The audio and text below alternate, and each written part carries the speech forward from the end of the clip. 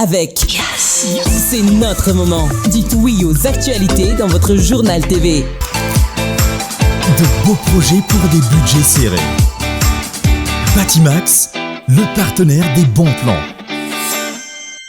Batimax, la qualité au meilleur prix. Manoltranao vaovao.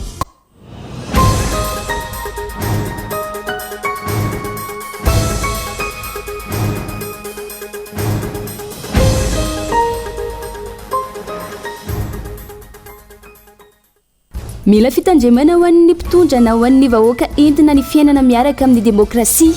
Maro mihevitra fa ny fampanjakana ilay demokrasia dia midika ho fahafahana manao izay tiana sy miteny izay tiana tenenina. Tokony hitandrina ny fitondram-panjakana ankehitriny manoloana ireo tsindry samihafa fataon'ireo firenen'lehibe mpitady tombotsoa hoy ny mahasovin'i Madagasikara teo aloha Baraina Auguste. Ny tsahatra nanomboka omaly ny fandraofana sy fitaomana fako eto Antananarivo noho ny fitokoana ny mpiasa ny SMA. Nisy androan'ny fampahafantarana nataon'ireo mpiasa fa tsy verina izy ireo raha tsy mivaly ny fitakiana izay natao. Ny eo mampino misana ny fizakamanana ara-industria ka mandrindra izany sy manintana ny asa fikarohana eto Madagasikara. Ny mahakasika izay no entina aminao ato anatin'ny zanam-pandarana fataro ho an'ny androany. Eo amin'ny maresaka iraisam-pirenena, tsy anohy ny fandraisana anjara amin'ny tahirim-bola iraisam-pirenena miady amin'ny sida, ny kotrotro ary ny tazomoka intsony la Frantsa ho ny filazany ny fikambanana maromaro. Vola mitentina 1.4 miliara dolara eo ny tahirim-bola iraisam-pirenena iadina amin'ny sida, ny kotrotro ary ny tazomoka izay natao tamin'ny alalan'ny famorim-bola mandritra ny 3 taona manaraka. Ny antsy prian'izay.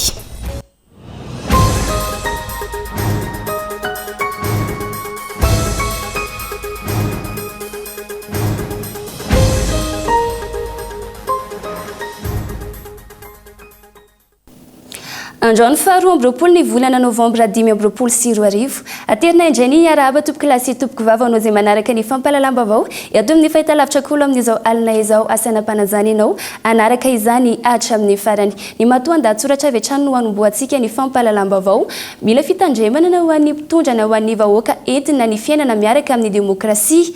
Maro mihevitra fa ny fampanjakana ilay demokrasia dia midika ho fahafahana manao izay tiana sy miteny izay tiana tenenina. Raha izay mivoana ilay fahalalahana ary mety hitarika makany amin'ny baranany ka tokony amelo ny rehetra fanampanazavana. Fahalalahana maneho hevitra, fahalalahana miteny, fahalalahana amory olona na anaty efitrano na ankalamanjana, fahalalahana ny fanoherana anio ny fomba fijeriny, fahalalahana eo anivony ainao manjerim-panjakana.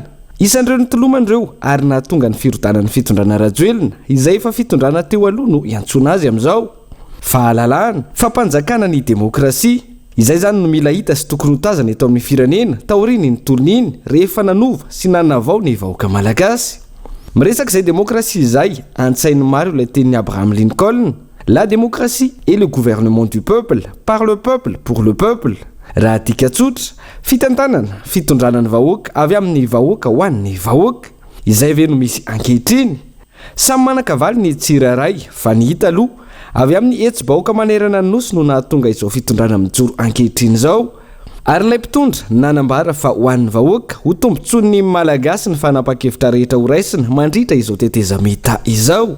Hitantaratra aloha izany tato anatin'ny herinandro vitsivitsy maromaro izay fa andrasana ny toyiny. Fa ilay demokrasia nefa toa misy tsy mahazo zany na koa minisy tsy mahazo. Mahafantatra ihany fa mody adala hoy ny fomba fiteny izay.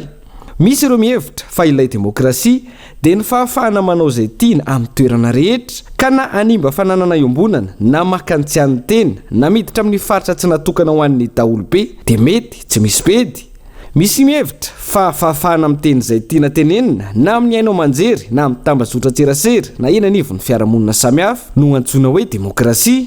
Ka na anompa olona hiditra amin'ny fiainan'olona manokana aka sy hamoaka sary tsy nahazahoana alalana anio hevitra mivohy fifandrafian'ny samy malagasy na hamoaka vaovao tsy marina dia mety tsy misy pedy.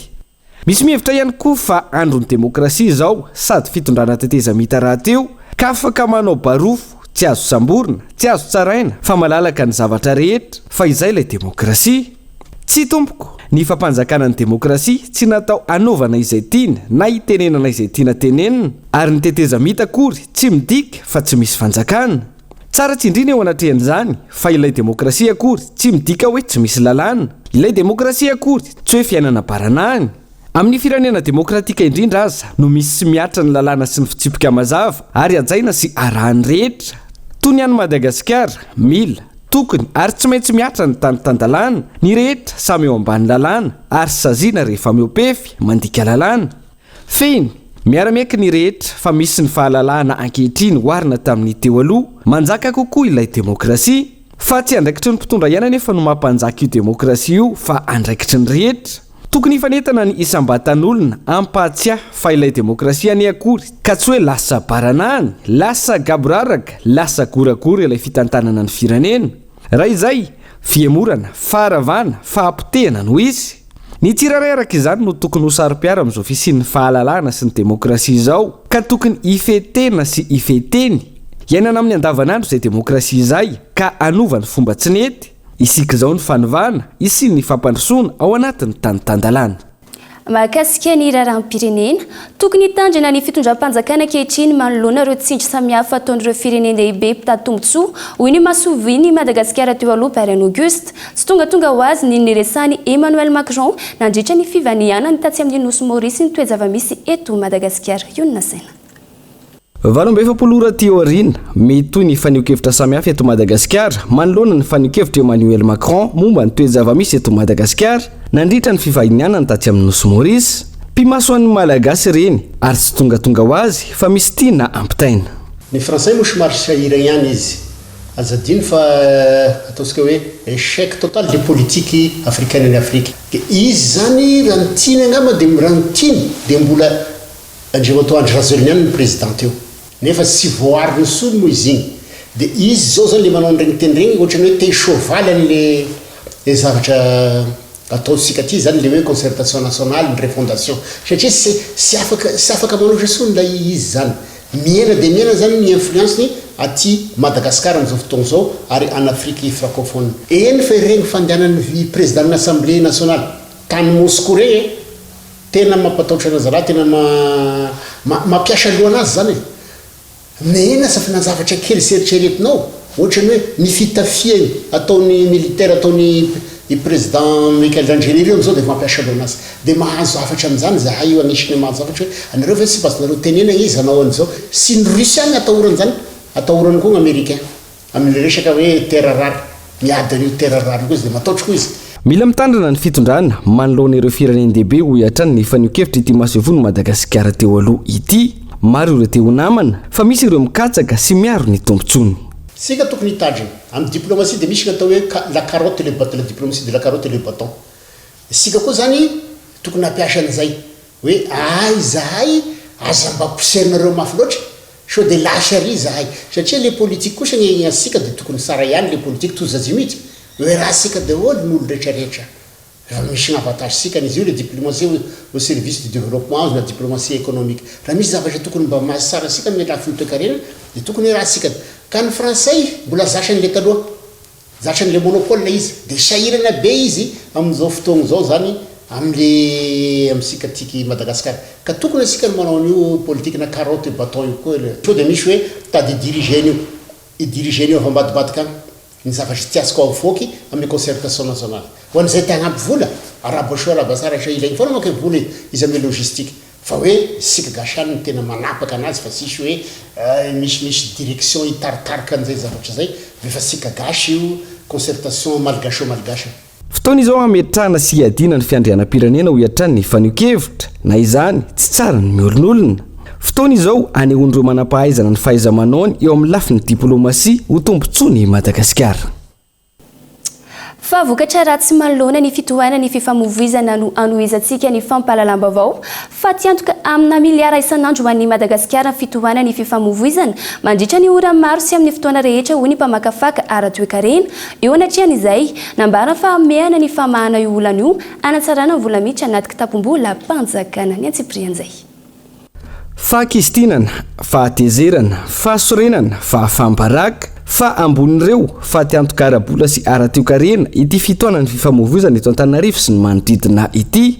Mampitombo ny isandam-bola vahiny ity tranga ity noho ny solika ampiasaintsika izay afarana ary mitetina 2 miliara ariary isan-taona ny vola very amin'ny toana ho Itaina Razafinjoelina raha nanao hevitra momba ity fitoanany fifamoivozana ity tao amin'ny pejy Facebook-ny. Ho an'ny firenena mare fotoana Madagasikara, mafy ny fiantraikan'ny fotoana very anatina fitoanana hoy ny mpamakafaka ara-toekarena.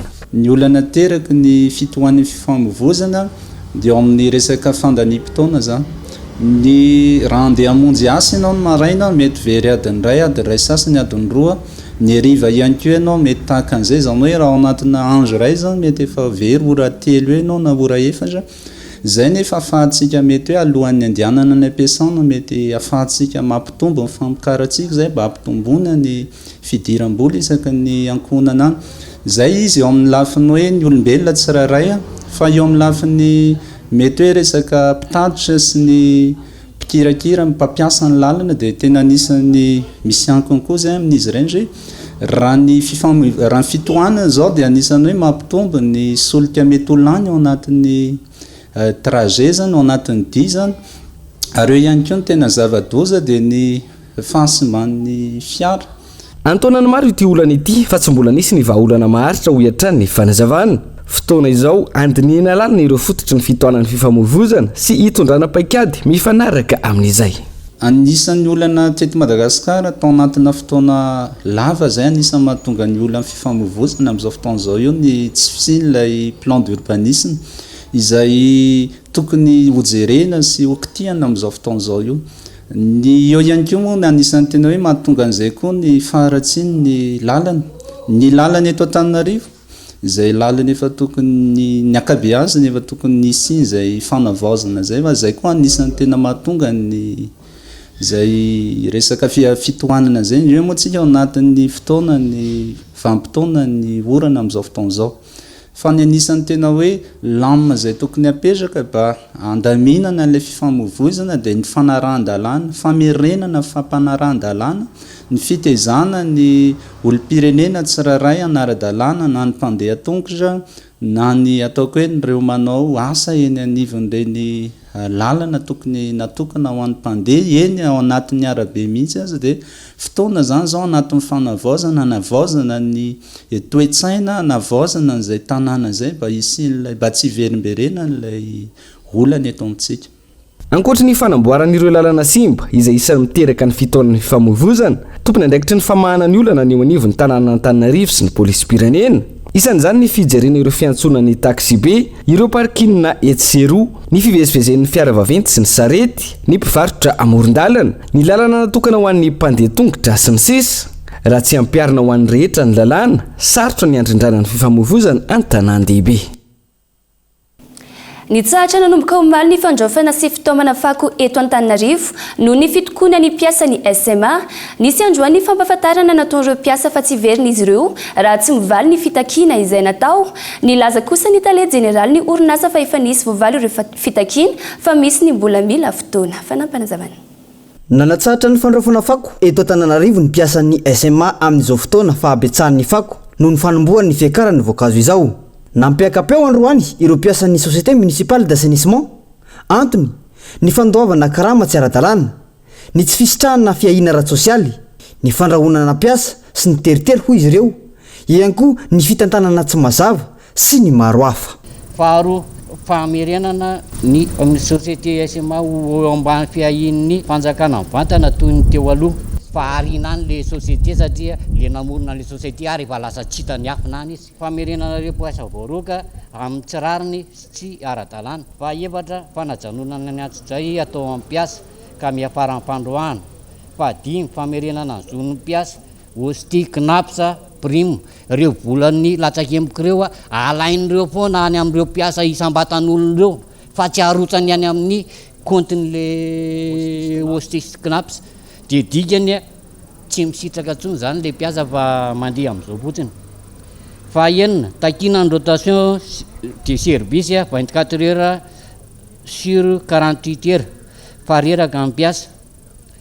Takina koa mpantsiana ny karama mba hifanaraka amin'ny asa atao, fantsiana ny convention collectif. Ny tsaratra nanomboka ho malaraka izany ny fandraofana ny fako ataon'ny camion mpitahona ny fako noho ny fitokonany ny mpiasan'ny SMA ireto.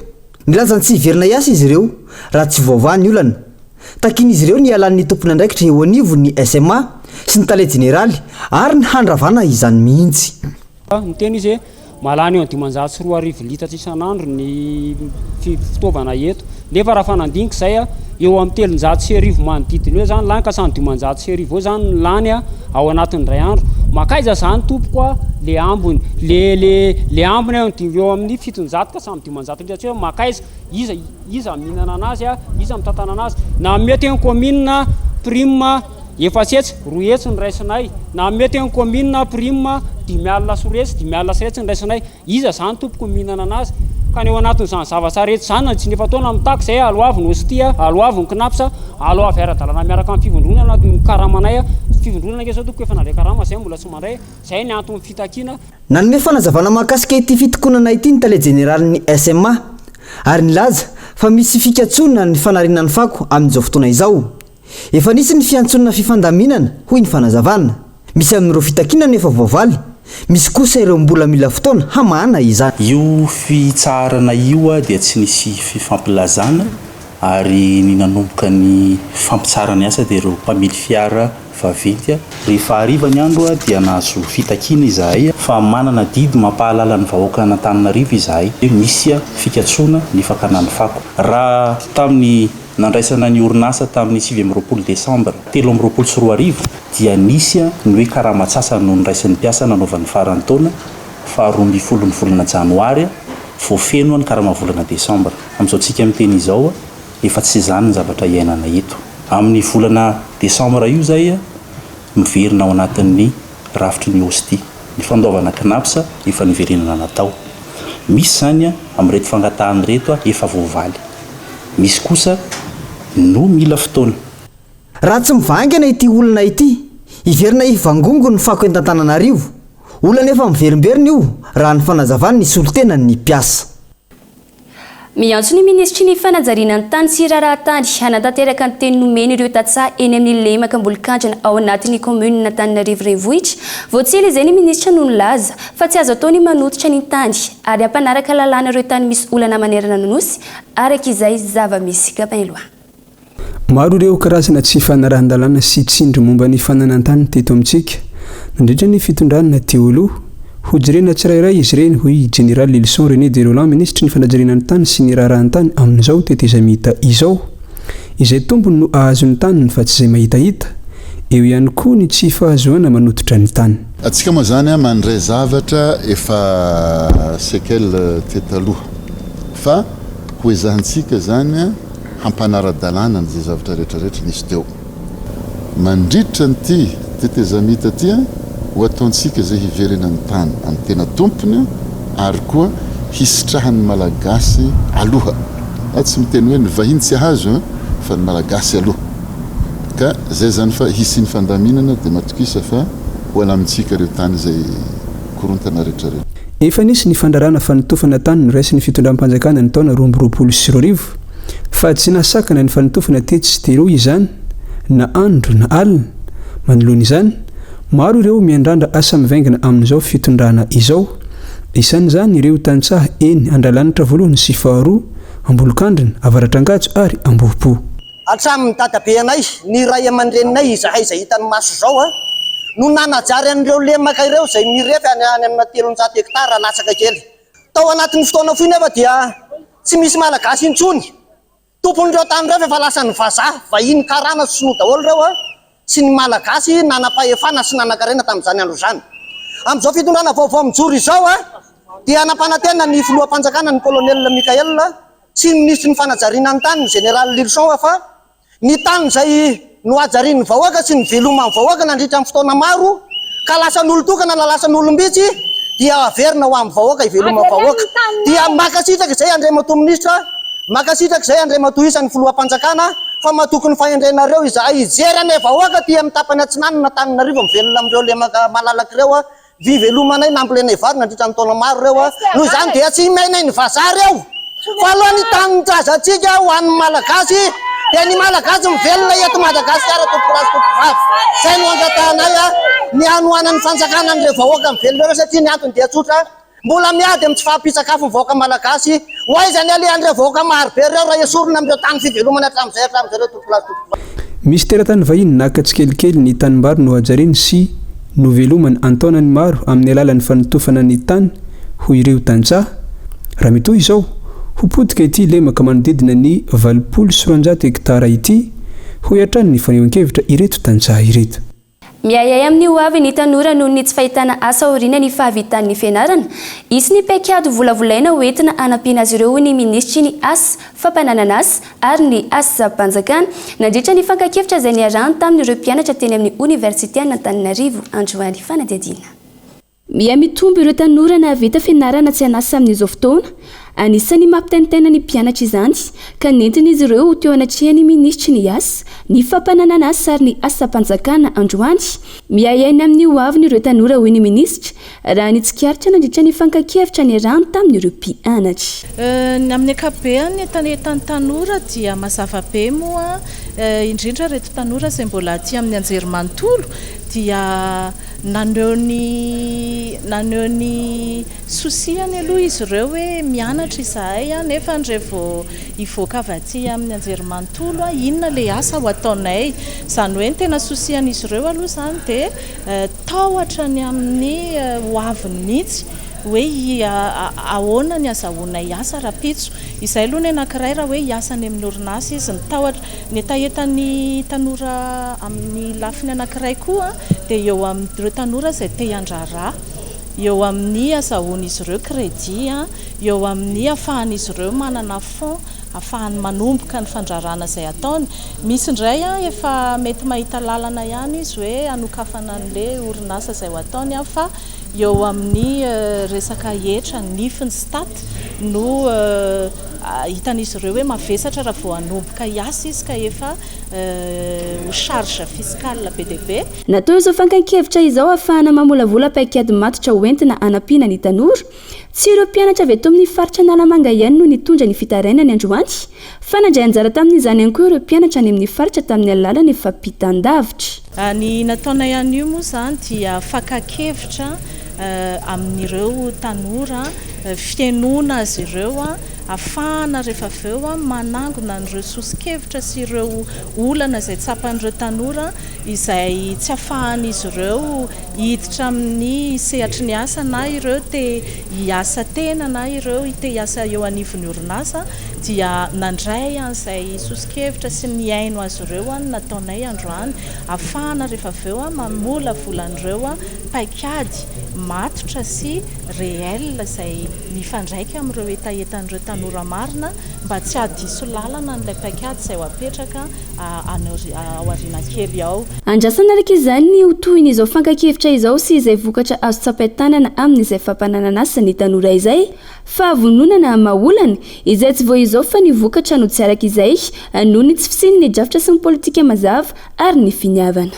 Eo amin'ny olany famokarana sira no anoizantsika ny fampahalalam-baovao ahina ny tsy fampiany famokarana tsy famatsiana sira eto Madagasikara noho ny fiovaovan'ny toetry ny andro hoy ny mpamokatra sira ankoatra ny fiakarany ranomasina sy ny fahalavan'ny vanim-potoana mangatsiaka tsy manana fahafahana vidy iody izy ireo atao amin'ny sira. Fanampanazavana.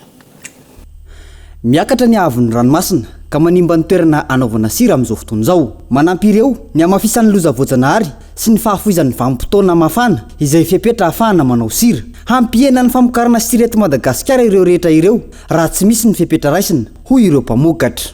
Noho ny fiovaovan'ny toetrandro sy ny andro ratsy dia miakatra ny ahavon'ny ranomasina. Ny foto-drafitr'asa izay misy eo aminay tsy mahazaka an'izany zavatra izany dia inona ny zavatra mitranga rava ny foto-drafitr'asa ny digy zany sy ny bassin rava ny rano ny sira lasa ny rano dia akoatran'izay ireo rano ireo izay hitambarana rehetrarehetra dia misy miteraka fahavoazana eo amin'ny lafin'ny famokarana satria rehefa rava le toerana fanaovan-tsira dia tsy ampy zany le vokatra sira zay mety hiteraka tsy fahampin'ny sira vokatra eto toerana.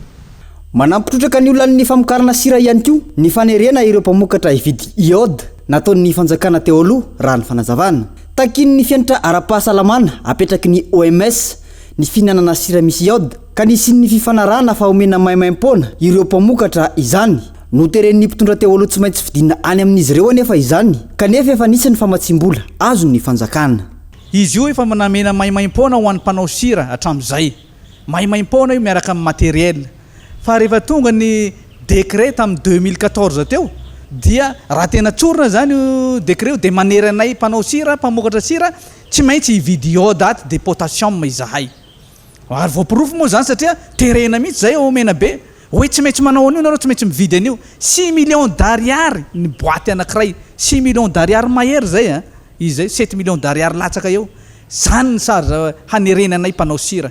Izy io zany rehefa tena hoe jerevanay mpanao sira zany ny fandinianay mikasika an'izy io dia tahaka ny fanapotehananay mpanao sira majinika tsy antoniny amin'ny faritra mena be mihitsy aty faritany Toliara mihitsy zany izy io satria tsy maintsy hikatona ny orinasanay. Rehefa terenao amin'iny zay dia katona ny orinasanay tsy avoakanao ivoaka ny siranay satria tsisy iode. Ny anatan'ny ministry ny varitra sy ny ministeran'ny fahasalamam-bahoaka izy ireo hamany olana io andrasana ny fivoarany. Fa lafim-baovao afamy intsy entitra ny fisavanana taony mpitandro filaminana androany teny amin'ny fidirana ny Galaxy Andraharo malona ny fisiany fanentanana tanaty tambazotra serasera nataony influenceur izay niantso ny olona ho tonga eny an-toerana.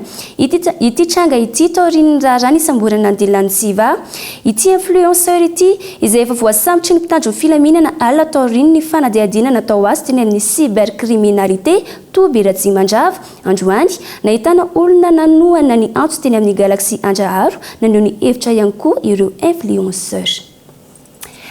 Iny vaovao indray no antsika misety vetivety ao anatin'ny doka fohy mbola maro vaovao misongadina hoentina amintsika rehefa avy eo asaina mpanajany ianao tsy saraka aminay.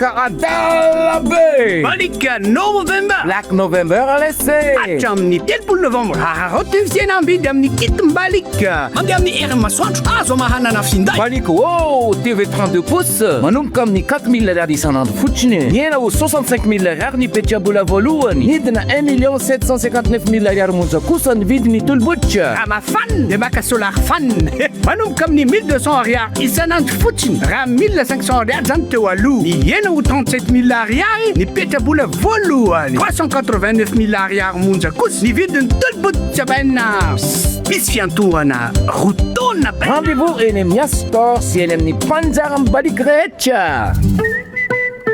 Balika mamiratra no aviko.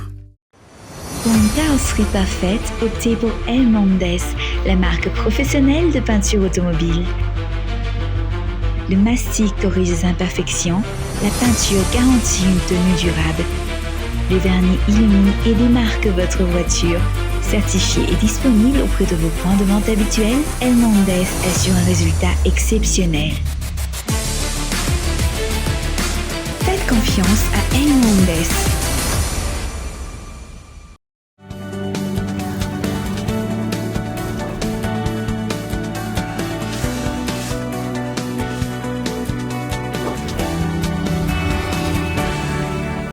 Dia averina somatsara to anatin'ny tapany faharoa ny fampahalalam-baovao indrasika amin'izao fotoana izao.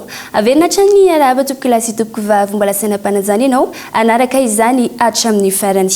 Mitaky ny rariny sy marina ny fianakaviany mampiongo Roberto Carlos tovolahy nitofirin'ny mpitandro ny filaminana tamin'ny 12 ny volana Novambra 2024 niaraka tamin'ny namany miisa 4 na efa nanao fitarenana maro ny avany mbola tsy nisy valo mazavatra amin'izao miantso ny fitondrana ankehitriny izy ireo andraindraikitra sy ampiantra ny lalàna amin'ireo navandozy. Bonao Melizy.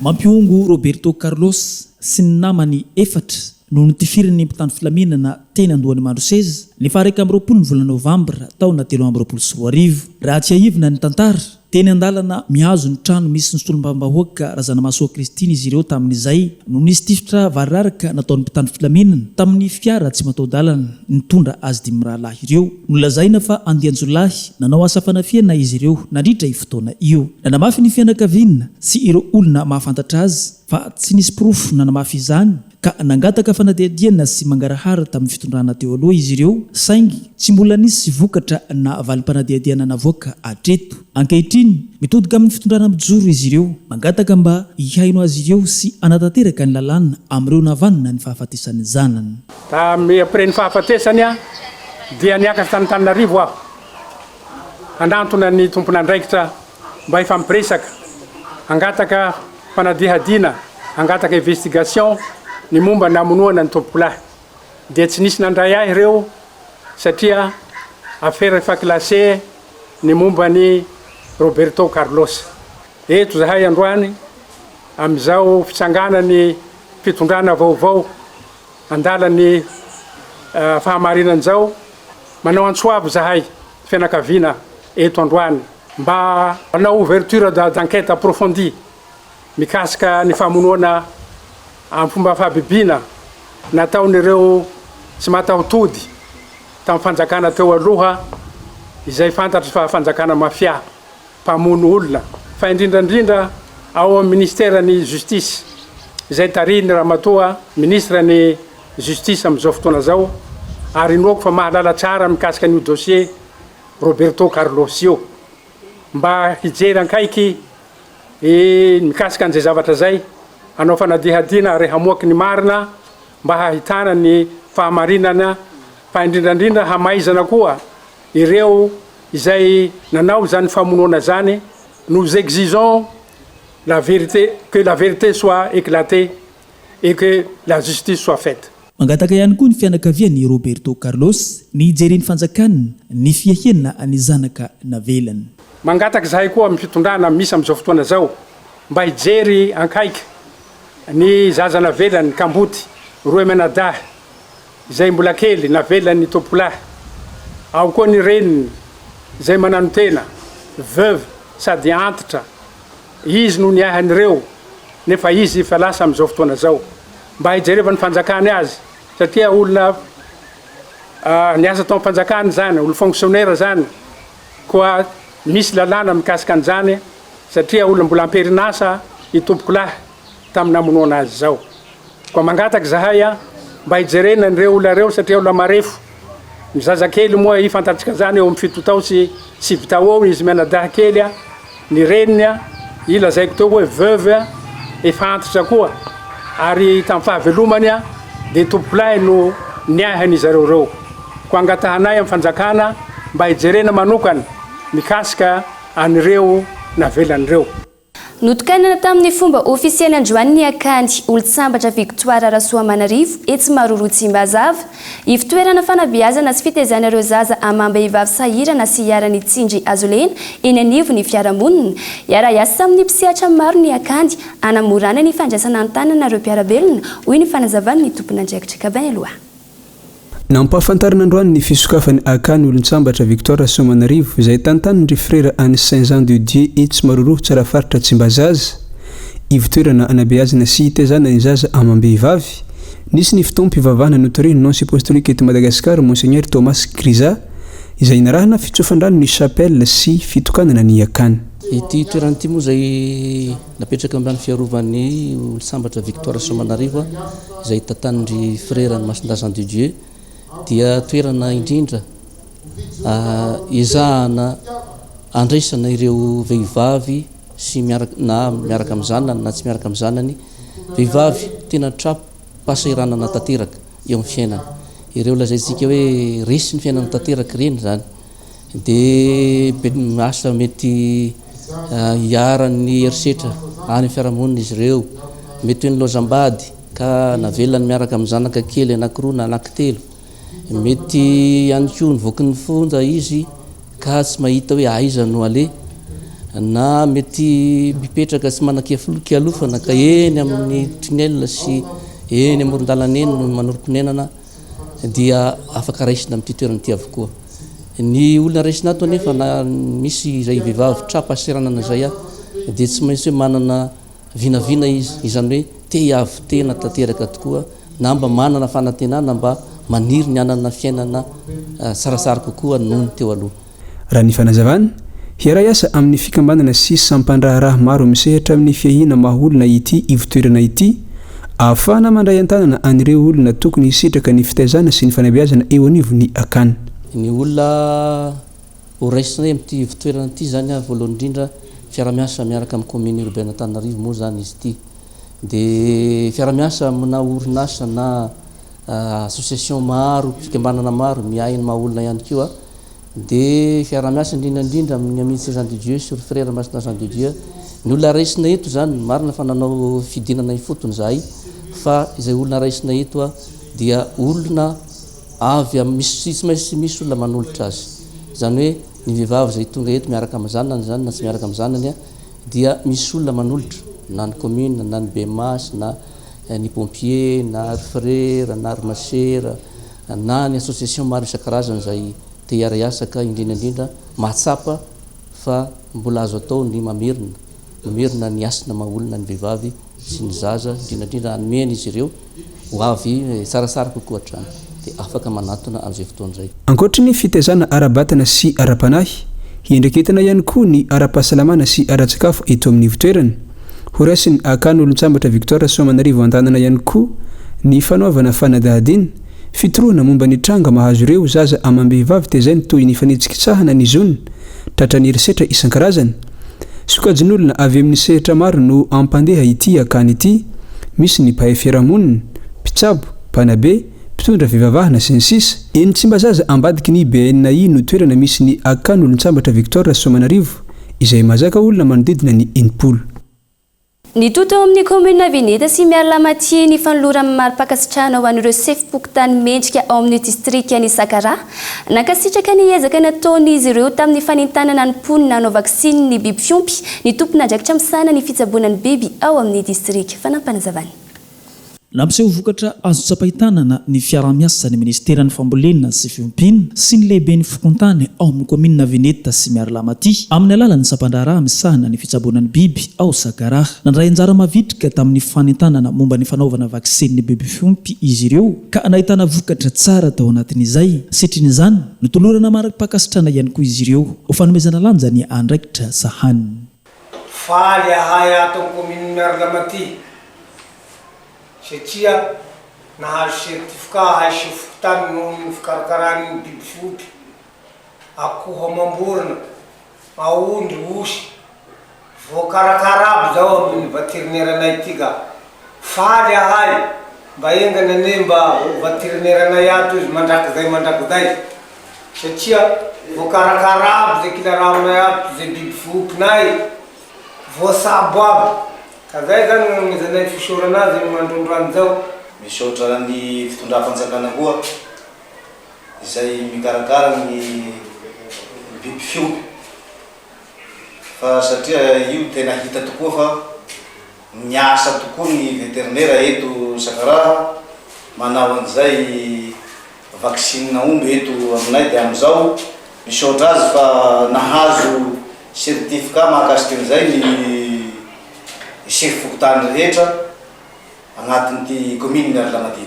Nanao antsoavo amin'ny fanjakana foibe kosa ny lehiben'ny sampandraharaha misahana ny fitsaboana ny biby ao Sakara mba hanamafy ny fanohanana ho an'ireo lehiben'ny fokontany manatanteraka ny asa mivantana eny ifotony. Mafy ny asan'ny chef fokotany ka iangaviana amin'ny fanjakana foibe mangataka zahay ato amin'ny ministeran'ny fiompiana mba ampeo reto mpiara-miasa aminay reto ary tsy mpiara-miasa aminay avao fa mahavita ny asa zay ampanavy fanjakana azy ireo olo reo. Fanomboana ihany no natao tao amin'ny distrika ny Sakara ho ireo tompona andraikitra. Ny fanitarana izany manerana ny faritra tsy mandrefana ny tanjona ho tratrarina amin'ny fanaovam-vaksiny fahobe manaraka. Ny omapino misahana ny fizakamanana ara-industria ka mandrindra izany sy manitana ny asa fikarohana eto Madagasikara. Misy lalàna mifehy ny fizakamanana ara-industria eto Madagasikara ary hiarany sazy araky ny voalazany lalàna io hatrany izay mandika izany. Ny mahakasika ny omapino entina anao ato anatin'ny hazanam-pandaharana fantaro ho an'ny androany andao ary.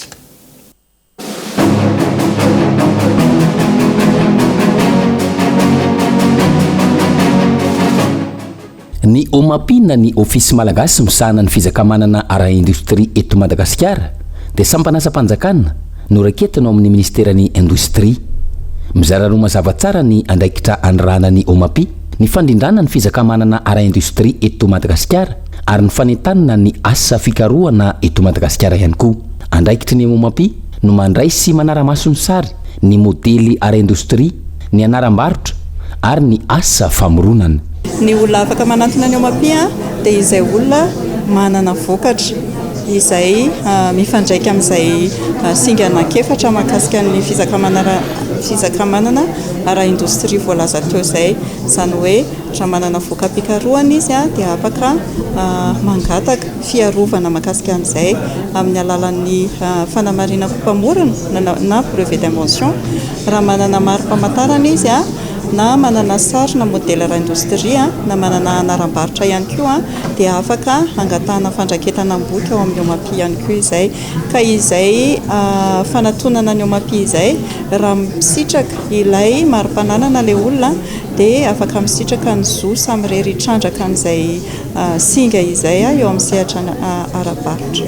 Misy lalana mifehy ny fizakamanana ara-industria eto Madagasikara ary hiarany sazy araky ny voalazany olalàna eo hatrany izay mandika izany. Ny voararany lalàna ao anatin'izay dia ny fandikana an'ilay zo samy rery trandraka, izany hoe fitrandrahana an'ilay singa tsy nahazahoana lalana amin'ilay tompony, izany hoe ilay tompony mari-pananana izay navoaka ny omapi. Ny mpakarahana mahakasika an'izay dia izay efa voasoratra ao anatin'ny lalàna vela eto Madagasikara dia anjaran'ilay tompony misoratra eto Madagasikara tamin'ny alalan'ny omapi no manantona an'ireo sampandrara-mahefa amin'ny fanenjehana sy ny fampiarana ny lalàna, izany hoe na polisy na ny fitsarana izany manao an'izay. Napetraka ary notokanana tamin'ity herinandro ity ny fitoerana fanohanana ny teknôlôjia sy ny fahitana vaona ny kati. Tanjona ny anamafy ny fifaninanana ara-toekarenina, anohanana ny fikarohana sy ny fanavaozana ara-teknôlôjia, anome sehatra ivelaran'ny mpianatra, ireo mpikaroka, mpamorona ary ny orinasa madinika sy salatsalany. Ny tombontsoa dia tsotra ahafahan'ireo industria raha ohatra ka misy zavatra ataontsika hoe tiana havaozana na tiana ataontsika hoe apetraka ao anatin'ny industria, maka ohatra fotsiny azo ohatra hoe ny ataontsika hoe fanodonana sakafo dia misy zavatra ataontsika hoe ampitomboantsika ny productivité an'ilay machine dia efa misy zany brevet afaka jerevana ao anatin'ny katy aloha ny efa misy velo raha ohatra ka hoe te hijery zany tsika hoe raha te hampitomba productivité na machine anankiray dia ohatra ny ahoana ny fomba ahafahana manatombo amin'izay zavatra izay dia afaka mijery aloha zany tsika ao anatin'ny katy hoe efa misy velony le izy. Raha ohatra ka mbola tsy misy le izy ataoko hoe zavatra anankiray somary sarotsarotra ny hoe mbola sisatra izy araky ny teneniko hoe 150 millions na brevet no ao anatin'ny katy dia ataoko hoe manamora andreo industria mijery ny ataontsika hoe procédé vaovao zany mba ahafahana mampandroso an'le industria. Isan'ny namolavola io katy io ny ministera tompony andraikitra sy ireo mpiara-miombo nantoka samy hafa toy ny ONUD, ny PAISF, ny PTASO, ny CNRIT, ny ATIP ary ny omapi. Ny katy izay tahiri-kevitra ahitana voka-pikarohana manodidina ny 50 tapitrisa. Mora kokoa ny mpitantana ny orinasa na izay te hanangana orinasa ny mijery azy, iarovana ny fandikan-dalàna ka hakana voka-pikarohan'ny hafa. Sehatra tanteraka ao anatin'ny katy tokoa ny omapi amin'izay izy ao anatiny indrindra ny fanentanana ny asa fikarohana izay. Ny katy dia tahiri-kevitra izy io, izany hoe bibliotèque numérique ahitana an'ireo voka-pikarohana na zany nahazahoana mari-pananana na ihany koa ireo mbola tsy nahazahoana mari-pananana. Ny asan'ny Omapia ao anatin'izay zany dia manolo tanana an'ireo olona misehatra ao anatin'izay fikarohana izay amantaran'izy ireo ny zavatra efa misy sy ny zavatra afaka trandrahana amin'ny mahatsaratsara kokoa ka azahoana zosa amin'ireny trandraka ao anatin'izay amin'ny alalan'ny brevet d'invention. Ahafana misoroka an'ilay hoe halatra ilay izy ny amin'izay hoe amantarana hoe iza no efa misy manana, inona no fahalalana efa misy tompony ka tsy azo trandrahana intsony fa mbola afaka avaozina ka angatahana zosa amin'ireny trandraka vaovao ho amin'izay fanatsarana nampiana tao anatin'izay vokam-pikarohana izay. Tsy aivona, samy hafa ny OMPI sy ny OMAPI, Organisation mondiale de la propriété intellectuelle ny OMPI, izay sampanasa iraisam-pirenena misahana ny fizakamanana ara-tsaina. Rafitra iray eo anivon'ny firenena mikambana izy io. Mitovy amin'izany ihany koa ny OMAPI, saingy eto amin'ny sehatra nasionaly no misy azy. Izany hoe rafitra napetraka eto Madagasikara, isahana ny fandrindrana ny fizakamanana ara-industrie eto Madagasikara. Hatreto mbola ambany ny tamin'ny fangatahana brevet d'invention eto Madagasikara, ka any an-tanana ny rehetra na ny misehatra amin'ny fikarohana na ny olon-tsotra izay mahita vokam-pikarohana anatona ny OMAPI. Mahakasika izay fanentanana izay indrindra no antony amola volan'ny OMAPI hetsika anankiray lehibe izay concours national d'innovation izay anentanana na ny misehatra eo anivona centre de recherche zany na ny mpikaroka na ny olon-tsotra ao anatin'izay fitrandrahana ny katy izay tongavana ny amina fahitana vao sy fanatsarana ny vokam-pikarohana anankiray. Ka ny iompanan'izay concours izay dia ny énergie ary ny agro-industrie. Fanidina andalambe io ariva io ireo mponina teny Ambohipo sy teny Tsimbazaza noho ny délestage ho an'ny teny amin'ny fokotany Ambohipo efa nahatratra 420 ora ny fahatapahany herinaratra hoy ireo mpanao fihetsiketsehany ka antony fidinana andalambe ny Antsipriany Zary.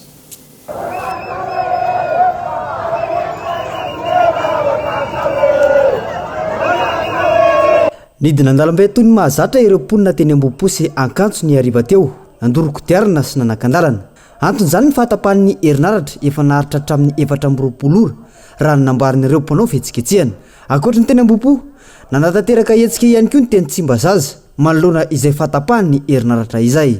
Manoloana ity fahatapahan'ny herinaratra amina faritra maro ity, nanambarany teo anivon'ny Jirama fa misy asa fampifandraisana ireo tarby isan-karazany amin'ny vata fanapahana herinaratra Zotra D1 eny amin'ny tranonjiro Anosizato. Aorin'izay, tokony hiverina ny jiro izao ariva izao ihany ny herinaratra ho an'ireo faritra voakasika izany toy ny eny amin'ny Fasankarana, Anosimavelona, Ankadimbahoaka, Solerana, Namotana, Mananjara, Androndra, Ankadito, Morarano, Manakambahiny, Miandrarivo, Ambatoroka, Ambohipo, Andolomandroseza sy Tianambohipo, Ambolokandrina, Ampahateza eny amin'ny Ravitoto sy Bibilava. Miteraka fatiantoka 2 miliara ariary eo an'ny firenena fitohana ny fifamovoizana hoy ny fanohan-kevitra tahina Razavonjoelina. Tsy ara-dalàna ny fisavana no kasaina natao teny amin'ny tranon'ny ben'ny tanàna teo aloha teny Ambohibao Anteroka Omaly hoy ny ministera ny fitsarana. Tsy misy mpanjifa ny vokatra letria any manatsatrana feno arivan-tsinanana ka voatery nariny ny tantsaha fotsiny. Ireo indray ireo songady mavao tao amin'ny pejiny Facebook ny Vavonokolo ho an'ny Androany. Tahaka ny mahazatra isan'andro mamoaka vaovao isan-karazany ny page Facebook ny Vavonokolo TV ka ireto avy ireo nisongadina tamin'ny androany. Nanao ranty mitatitra ny fanambarany ministera ny fitsarana momba ilay perquisition teny Ambohibao ihany koa ny page Facebook ny Vavonokolo TV. No mafisy ny ministera ny fitsarana fa tsy ara-dalàna ny fisavana no kasaina hatao teny amin'ny tranon'ny ben'ny tanàna teo aloha teny Ambohibao Antehiroka Omaly zoma 20 Novambra 2024. Olona roa misandoka andraikitra mo no tratrany mpitandro ny filaminana teny antoerana ary hosika avokoa ireo taratasy nentin'izy ireo tamin'izany raha ny fanazavana. Milohany ministera ny fitsarana tsy misy fepetra ny fanasiketana izao fanjakana tany-dalàna izao ary manamafy koa fa hosajena tsy misy fanavakavahana izay etsika rehetra ataon'olona ivelan'ny lalàna. Ankoatr'izay, tsy misy mpividy ny letisia ao manantsatra na feno arivan-tsinanana ka narino tantsaha hoy ny pejy. Ireo tantsaha ireo izay nienga avy any amin'ny toerana lavitra dia lavitra nefa izao narina fotsiny izao ny vokatra rehefa tsy nisy mpanjifa. Azoany Marovoay indray isika anatin'ity fampahalalam-baovao manaraka ity. Nivoaka tamin'ny fahanginana ireo vahoaka ny Marovoay manoloana ny resaka fanoloana ny ben'ny tanàna an-toerana. Tsy akasitrahana izy ireo ny fanozongozonana ny ben'ny tanàna voafidy izay misy resaka ambadika politika raha ny faneho-kevitra izy ireo hatrany. Anja Robert. Tsy ankasitrahan'ny vahoaka ny Marovoay ny fikasana ny anoloana ho PDS ny ben'ny tanàna ao amin'ny commune Ambonivohitra Marovoay. Nisy araka izany ny hetsika nataon'izy ireo tao an-tampon-tanàna ny Marovoay. Nitondran'izy ireo ny sora-baventy nanehoana ny fanoherana io fikasana io. Zavatra voafidim-bahoaka ny asora aminahy tompoko zany tsy mety raha ho tianareo zany ilamina antsika vahoaka Marovoay apetrahanareo moramora eo izy fa tsy mila mivadika PDS raha tsy tianareo ndraiky le filamina vahoaka ny Marovoay ataovy zay zavatra zany. Tetika fa henoko eto izy zany tsy akaiky tompoko ny fisoana ny maire ho PDS fa ny maire voafidinay sy voafidim-bahoaka dia velao maire Saoly any ipetraka eo. Tsy anaiky an'izany zay hoe Marovoay tsy anao grevy anao grevy zay raha ohatra misy an'izany.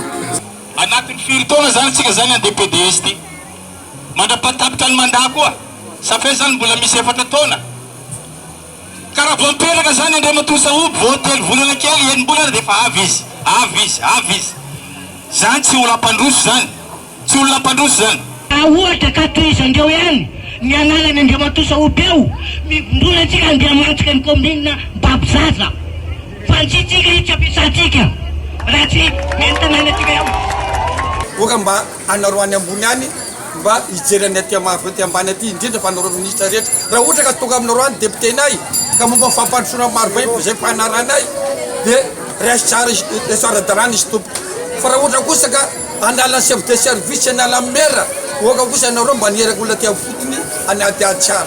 Raha tsy ahivina dia nodidiany filan-kevim-panjakana averina ny fifidianana ao Marovoay taorian'ny 4e renvoi tao amin'ny fitsarana tampony rehefa tsy afapo tamin'ny didina voaka ny tribunal administratif teto Mahajanga izay nametraka n'Andriamatoa Navono Saoby candidat maleo teny ho ben'ny tanàna ny Marovoay Ambonivohitra ireo mpifanenana taminy izay heverina ho misy ambadika politika ka manao antsoavo amin'ny fanjakana mahefa-ankehitriny izay tsy tia kolikoly anara-maso akaiky ity raharaha ao Marovoay ity satria fampandrosoana ny tanàna ny Marovoay no takin'ny vahoaka fa tsy ady la politika. Eo amin'ny maresaka iraisam-pirenena tsy hanohy ny fandraisany anjara amin'ny tahirim-bola iraisam-pirenena miady amin'ny sida ny kotrotro ary nitazomoka itsony la Frantsa hoy ny filazany fikambanana maromaro. Vola mitentina 1.4 miliara dolara eo ny tahirim-bola iraisam-pirenena iadina amin'ny sida ny kotrotro ary nitazomoka izay natao tamin'ny alalan'ny famorim-bola mandritra ny 12 taona manaraka tamin'ny alalan'ny fiona firenena mpamatsy vola izay nitotosaina ny zoma fa 2 ny volana Novambra tany Afrika Atsimo hoy ny ONG sy ny fikambanana maro mbola lavitra ny tanjona napetraka ho izy ireo dia ny azahoana vola mitentina 20 miliara dolara raha ny fanazavana hatrany. Dia ny maresaka iraisam-pirenena indray tompoko lasy tompoko vavy no antsika manakatona ny fampahalalam-baovao amin'izao alina izao isoriny nona naraka izany hatramin'ny farany mamy fotoananao any raha pitso indray veloma tompoko.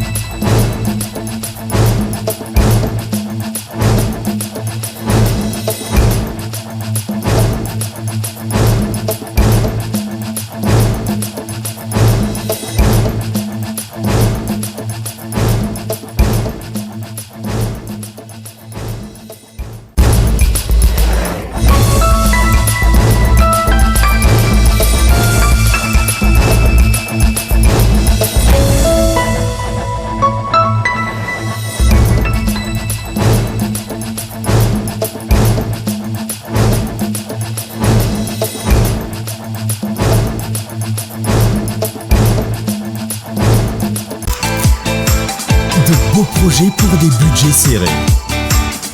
Batimax, le partenaire des bons plans. Batimax, la qualité au meilleur prix. Avec c'est notre moment. Dites oui aux actualités dans votre journal TV.